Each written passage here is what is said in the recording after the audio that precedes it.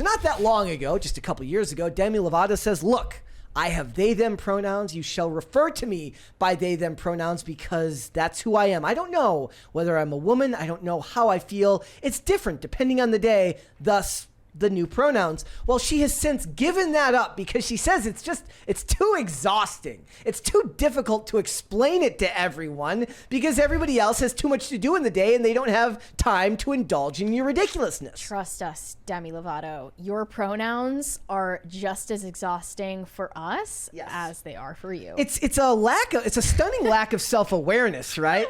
Like, it says she's opened up about why she went back to her she, her pronouns. She says, I constantly had to educate people and explain why I identified with those pronouns. It was absolutely exhausting. I just got tired, but for that reason, I know that it's important to continue spreading the word. So spreading the gospel. Spreading the gospel of being non-binary. Of gender ambiguous pronouns. I face this every day. For example, in public toilets, having to access the women's bathroom, even though I don't completely identify with it. I don't believe for a second that Demi Lovato, a star of her caliber, is ever using public restrooms. What? To start with. Okay.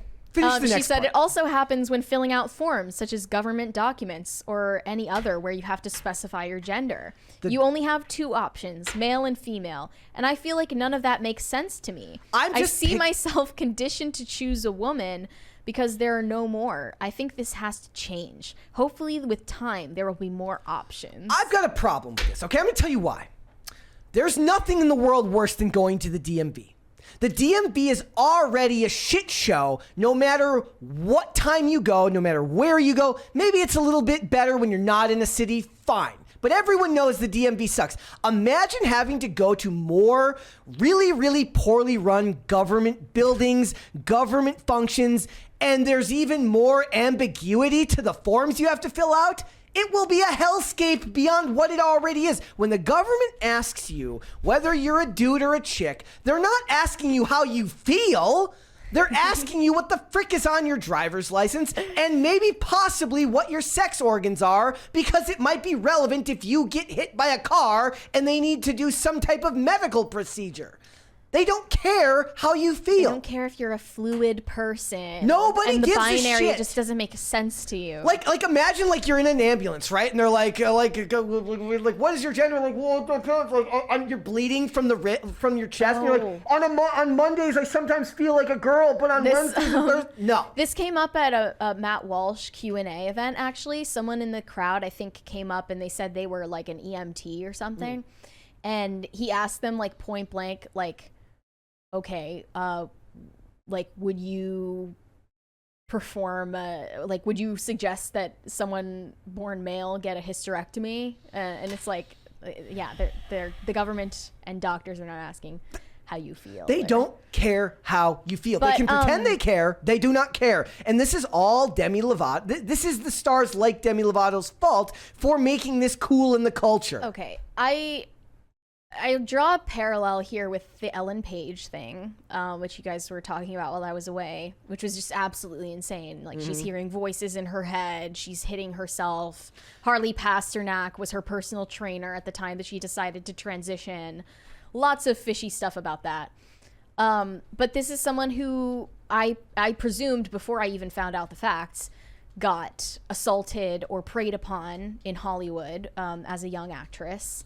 And as a coping mechanism, a poorly drawn out one, but a coping mechanism, decided to defeminize and alienate herself from everything feminine and female because that is a defense mechanism against further abuse. And it was Demi Lovato and a couple of others that when the first time you pointed that out to me, like the reason they shaved their heads, like that was kind of revelatory to me. Like I never thought of it that way. Or even like Julia Fox, like why does she constantly say that she wants to be unattractive to men? I don't think it's just that she's so like cool and fashionable. Such a rebel. I think it's actually something like deeper than that, and like it's sad. And I bet that Demi Lovato would also go in that camp, being a child star herself. A former child star, especially in Disney.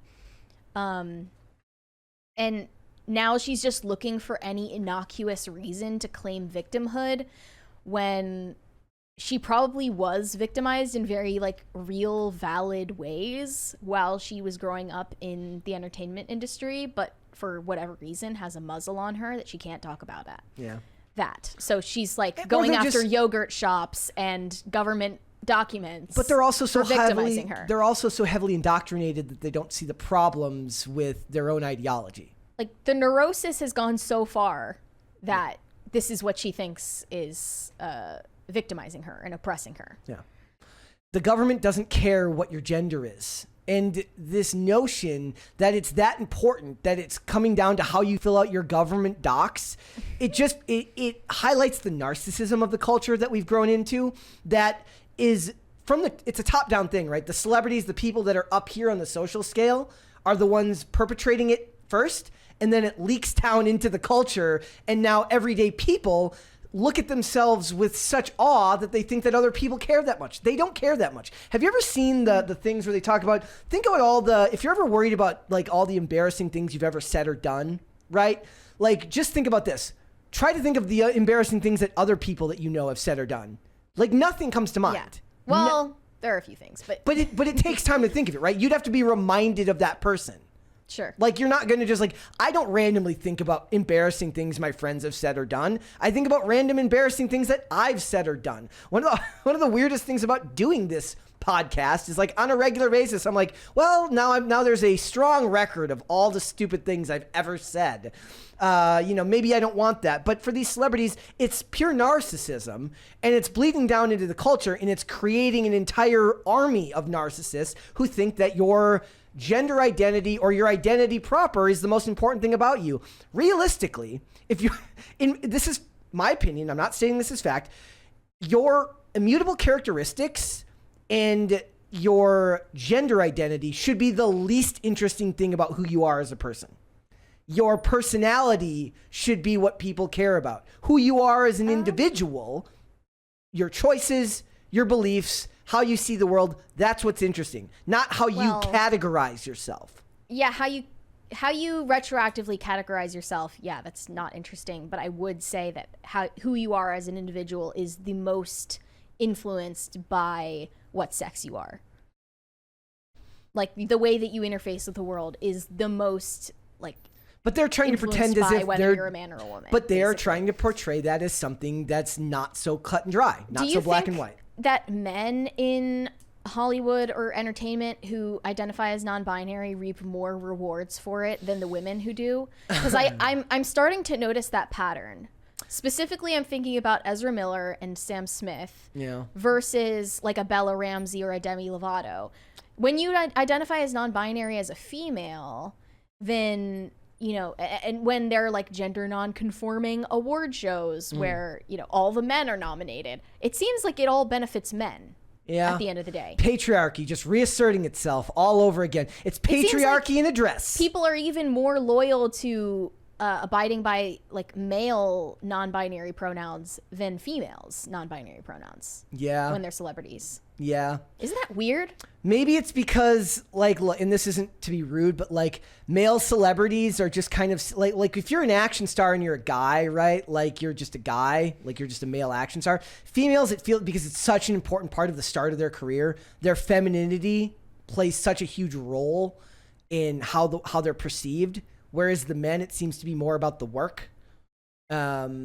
I don't know. It's I definitely feel like you're probably right. It's easier to like use the non-binary or gender non-conforming identity to evade responsibility for men than it is for women. Yep. And it really does, like, who's it? Like the guy who's playing Doctor Who now? Like it really does. His name is I can't pronounce it. His last name's pronounced Gatwa, but I can't pronounce his. It's like Ncuti. There's some story about like Ryan Gosling going to his trailer and being like it's gonna be awesome. Doctor Who is awesome. Which is funny because I've been watching Doctor Who, so now it's like it's just depressing knowing where it's going.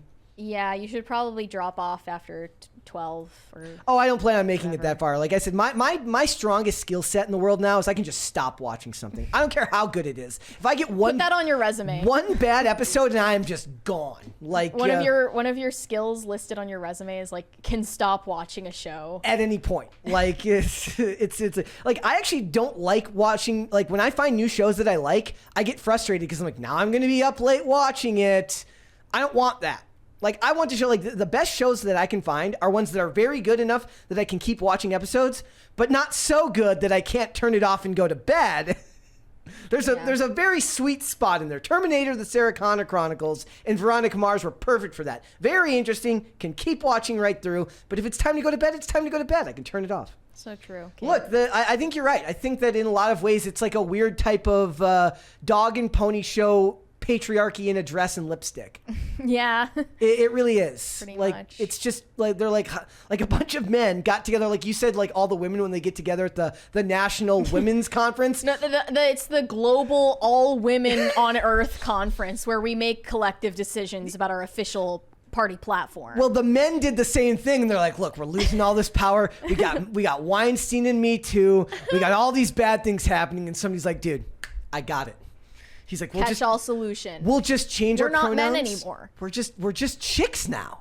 And then some dude, like whoever the grand, like the guy in charge, who would that be? Be like the big head honcho of their group is like, that's freaking genius. It's George Soros. It's okay. Correct me if I'm wrong, but I think all men kind of have this latent desire to kind of escape all of it. To kind of like get away from it all. Like I joke like all men secretly want to be homeless because so much is expected of men. Yeah. And they have this latent desire that should be suppressed to escape all of their responsibility because... Well, all of them, think about it. Isn't that why midlife crises happen? Exactly. And like, I feel like becoming non-binary is just a new version of that. Well, there's ample evidence that when women transition and become men, they're like, this sucks. But did you see the video that went viral from it was an FTM trans person saying like, no one told me it would be lonely to be a man. There was also the one who committed sewer slide after doing so. And it's really sad. And I don't like when people like do Fortnite dances on the proverbial graves of these people. Like, obviously it's a living hell to be a woman, but to be disguised to the world as a man or vice versa. Yeah. I imagine that they don't realize that like a lot of those men that like, I don't want to deal with it anymore. I'm sick of being called an R-wordist every time I talk to a woman. I'm sick of being told that I make more, that even though I'm a bigger star than this person, it's because I'm a guy that I make more money than them. It's not necessarily that. I mean, like someone like Ezra Miller is literally a predator. And they escapes responsibility for his actual actions and the allegations against him. Then did the actions come before but he didn't throw that on as a veil to prevent himself from criticism. It's kind of like the opposite of like, I think he actually always was kind of that way. And then it just happened to benefit him. I think he's been non-binary for a while now. It's not like it's a recent thing. This is why you shouldn't trust male feminists. It's not. It's the same thing as like Kevin Spacey being like, I'm not an R-wordist, I'm just gay. Like remember when he's like, oh, it's sort of like that too. Yeah. Like a lot of people will balk at this, but like I do think for a man to like especially come out as something later in life, it's a midlife crisis thing. Yeah. That's something I've noticed. I don't know, man. It's just like, I really do see a lot of it. I think a lot of it's the same women as straight women who suddenly have kids that don't fit in the right body. Everyone's looking for a way to be special. Everyone is desperate to be special. They're narcissistic. They want the world to bow down to them. And now we're in a world now where to be special, you have to carry some type of unique identity. And in Hollywood, if you have the perils of just being a straight white male or a straight white female, you got to do something a little bit extra if you want to stand out from the crowd, to stand out from your colleagues. And right now, it's an ode to narcissism. And in a lot of ways, it's being leveraged and weaponized to allow themselves more clout in the industry. Yeah. So, and it's particularly annoying for Lovato because like, look, I just look at this like, Okay.